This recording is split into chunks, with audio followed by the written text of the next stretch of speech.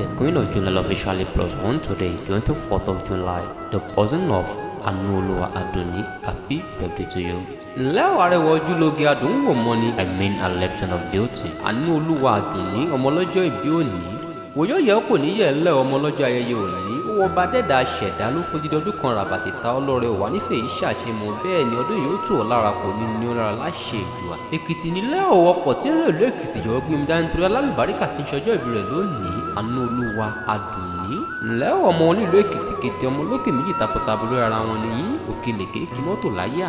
Èkìtì torí yán bá wọn rògbòrò àwọn bàbá yín torí ìtẹ́wọ́rẹ́ bá wọn dáwọ́ gbọgbọrọ ẹ̀yin lọ́mọ òdú ọ̀rà ọmọ wá ọmọ ẹkùn nìyí ọmọ ẹkùn tí ń fì torítorí ẹ̀yin lọ́mọ ẹkùn tí ń fì tìrùtìrù ọmọ ẹkùn tí ń ṣe orí ìgbà nìyí mo ṣe bẹ́yìn lọ́n pè lọ́ máa ṣẹ́wó ilé mẹ́ta. Ǹlẹ́ ọmọ lódòdó rẹ lẹ́yìn ọgbà ọmọ alágbègbè àbílù pèrègèdè. Àánú wa gbọ́ bọ́dún bá pọ́dún pèrè gan máa tuntun bọ̀ wá láyé ni. Ọmọ ọdún tuntun rẹ lónìí ìgbéga tuntun àṣeyọrí tuntun ilé tuntun ọkọ̀ tuntun lọ́bẹ̀rẹ̀ yóò fi jíǹkí rẹ o. Bọ́pà bá laago dídún ní dún bó bá lù yóò mọ̀ dún fún ọ kò ní láàlú wọlé bẹ́ẹ̀ nù sì ní dé mọ́. Bọ́pà bá ròkun lọ̀sà báyìí forí fẹ́lẹ́ bùtì ìrìnàjò ló wà báyìí wá kéré oko délé òní rájò gbé sájò láṣẹ Èdùà. Àsìkò tó wá aṣọjọ́ ìbí rẹ̀ yóò ní bá wọn faṣọ pínpín roko ọba bẹ́ẹ̀ láìsàn sì ní sọ lọ́jọ́ lágbára Èdùà. Wàá túbọ̀ dàgbà bẹ́ẹ̀ ni wàá dògbò torí gúnugún ìkúléwé bẹ́ẹ̀ làkàlàmàgbé ọdún jẹ wàá fọwọ́ páwò wàá pèrègì jòbì igba ọdún báyìí ìṣẹ́jú kan péré ni fún ọ.